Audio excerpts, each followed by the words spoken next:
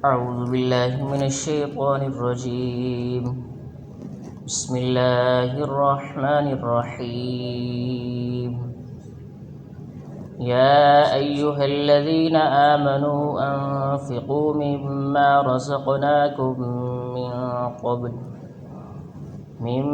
رزقناكم من قبل أن يأتي يوم لا بيع فيه ولا خلة ولا شفاعة والكافرون هم الظالمون.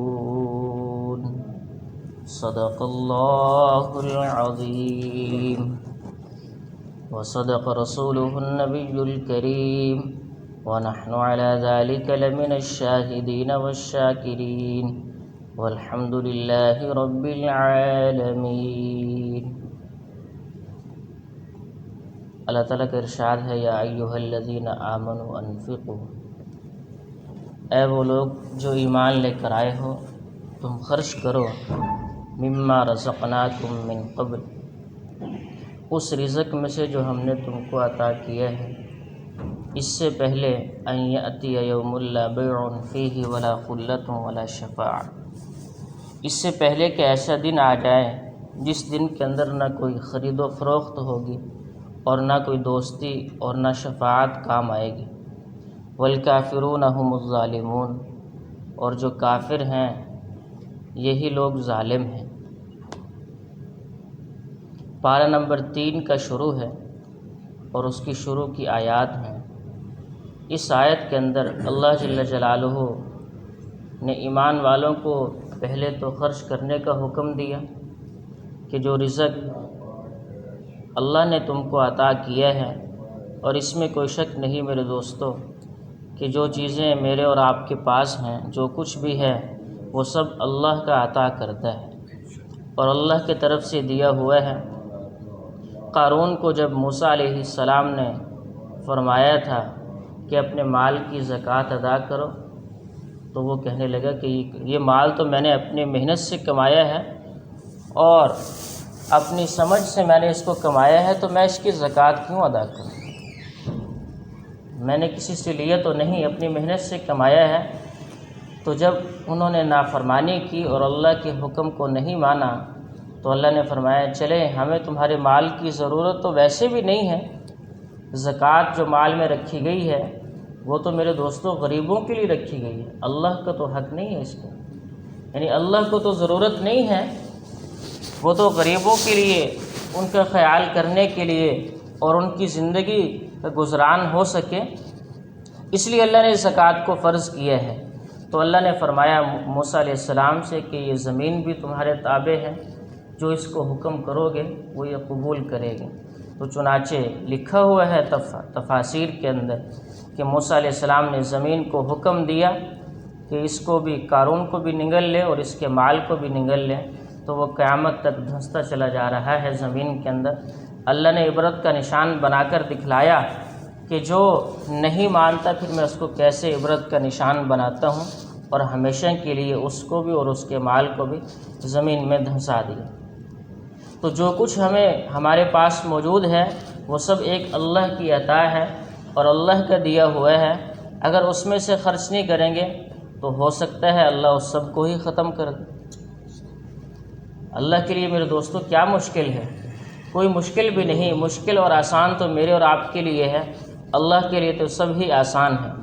تو سب سے پہلا حکم اس آیت میں دیا خرچ کرنے کا، اور پھر یہ بھی ساتھ فرمایا کہ اس دن سے پہلے خرچ کرو، یعنی قیامت کے دن سے. اس دن میں نہ خرید و فروخت ہوگی اور نہ کوئی دوستی کام آئے گی، نہ کوئی شفاعت کام آئے گی، نہ کوئی سفارش کر سکے گا، بلکہ وہاں تو ہر ایک انسان کو، ہر ایک آدمی کو، ہر مرد عورت کو، ہر چھوٹے بڑے کو صرف اپنی ہی پڑی ہوگی، اس کے علاوہ کسی اور کے کام نہیں آئے گا.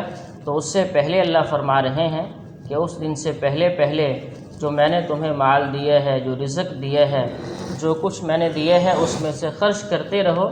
اس میں سے جو فرض یعنی زکوٰۃ ہے وہ بھی ادا کرنی ہے، وہ تو لازمی ہی ادا کرنی ہے، اور اس کے علاوہ صدقہ خیرات اور جو ہے نفلی صدقات ان کو بھی ادا کرنا ہے. تو اس آیت میں سب سے پہلے حکم ایمان والوں کو دیا کیونکہ ایمان والے ہی ہیں جو احکامات کو مانتے ہیں، جن کا ایمان ہی نہیں تو انہوں نے کیا حکم کو ماننا ہے۔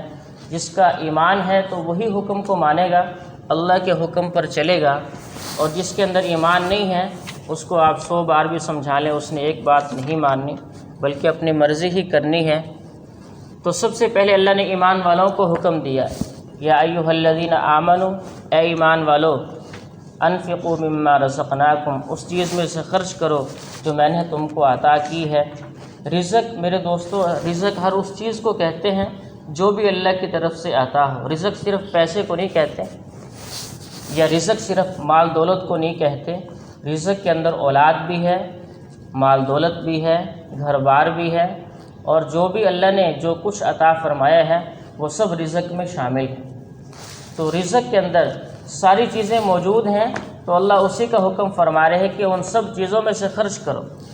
صرف مال خرچ کرنے کا حکم نہیں کہ صرف مال خرچ کرو، بلکہ جو اللہ نے طاقت دی ہے اس طاقت کو بھی دین میں خرچ کرو، جو قوت دی ہے اس کو بھی خرچ کرو، اور جو اولاد دی ہے اس کو بھی دین میں خرچ کرو، یعنی اس کو بھی دین کی طرف لگاؤ تاکہ وہ تمہاری اولاد تمہارے لیے صدقہ جاریہ بن سکے۔ پیسہ خرچ کرو گے تو وہ صدقہ جاریہ بنے گا، اولاد خرچ کرو گے تو وہ بھی صدقہ جاریہ بنے گی، اور اسی طرح سے اور جو اللہ نے تمہیں طاقت قوت عطا فرمائی ہے اور جو تمہیں عہدے عطا فرمائے ہیں تو اس کو بھی اگر خرچ کرو گے، اس کو بھی استعمال کرو گے دین کی خاطر، تو اللہ اس کے اندر بھی برکت دیں گے، اور وہ بھی صدقہ جاریہ بنے گا۔ تو آمنوا انفقوا مما رزقناکم من قبل ان یأتی یوم لا بیع فیہ ولا خلۃ ولا شفاعہ۔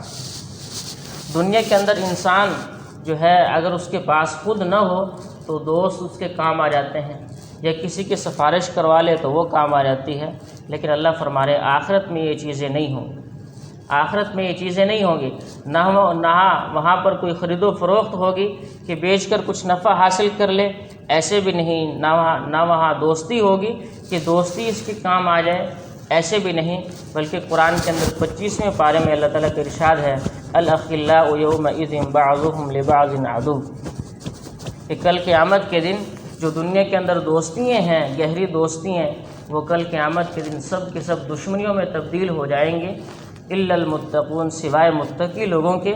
نیک لوگوں کی جو دوستی ہے وہ آخرت میں بھی برقرار رہے گی، لیکن اس کے علاوہ جو دوستیاں صرف جو ہے اپنے مفاد کی خاطر ہیں، غرض کی خاطر دوستیاں ہیں، تو اللہ فرما رہے ہیں وہ سب کے سب ختم ہو جائیں گے اور وہ آپس میں دشمن بن جائیں گے، کوئی دوستی کام نہیں آئے گی۔ الا المتقین، جو متقی لوگ ہوں گے ان کی دوستی کام آئے گی۔ تو وہی یہاں پر ارشاد فرمایا یوم لا بیع، نہ وہاں خرید و فروخت ہے کہ اس کے ذریعے سے انسان اپنے لیے فائدہ حاصل کرے، ایسا بھی نہیں، ولا خلۃ، نہ دوستی کام آنے والی ہے۔ ہاں جو متقی لوگوں کی دوستی ہے وہ 25ویں پارے میں اس کا استثناء کر دیا گیا کہ وہ کام آئے گی، اس کے علاوہ کام نہیں آئے گی۔ ولا شفاعۃ، نہ وہاں سفارش چلے گی۔ کل قیامت کا دن تو ایسا دن ہوگا کہ سبھی گھبرائے ہوئے ہوں گے، اور فرشتے بھی اور انبیاء علیہ السلام بھی اور سارے انسان بھی گھبرائے ہوں گے۔ کون کسی کی سفارش کر سکتا ہے؟ الا من اذن لہ الرحمن، مگر وہی سفارش کرے گا۔ 30ویں پارے میں ارشاد ہے کہ جس کو اللہ اجازت دیں گے، جس کو اللہ اجازت دیں گے وہی سفارش کرے گا، اور وہ ٹھیک ٹھیک بولے گا، وہاں جھوٹ تو چل نہیں سکتا۔ تو ولا شفاعہ، نہ وہاں سفارش ہوگی، لیکن جس کو اللہ کی طرف سے اجازت ہے وہ سفارش کر سکیں گے، انبیاء بھی کریں گے، فرشتے بھی کریں گے، نیک لوگ بھی کریں گے، لیکن جس کو اللہ کی طرف سے اجازت ہوگی۔ والکافرون هم الظالمون، اور جو کافر ہیں یعنی جو ہمارا حکم نہیں مانتے، انکار کر دیتے ہیں۔ کافر کا مطلب ہوتا ہے انکار کرنے والا، تو جو انکار کر دے اللہ فرما رہے هم الظالمون، یہ بڑے ظالم ہیں کہ خرچ کرنے سے انکار کر دیں، اللہ کے راستے میں دینے سے انکار کر دیں، اور آخرت کی تیاری سے اس کا بھی انکار کر دیں، تو اللہ فرما رہے یہ ظالم لوگ ہیں۔ اللہ ہم سب کی حفاظت فرمائے اور ہر حال میں اللہ کا ہر حکم پورا کرنے والوں میں سے بنائے۔ وما علینا الا البلاغ۔ اللہم لک الحمد کما انت اہلہ، وصلی وسلم علی سیدنا محمد۔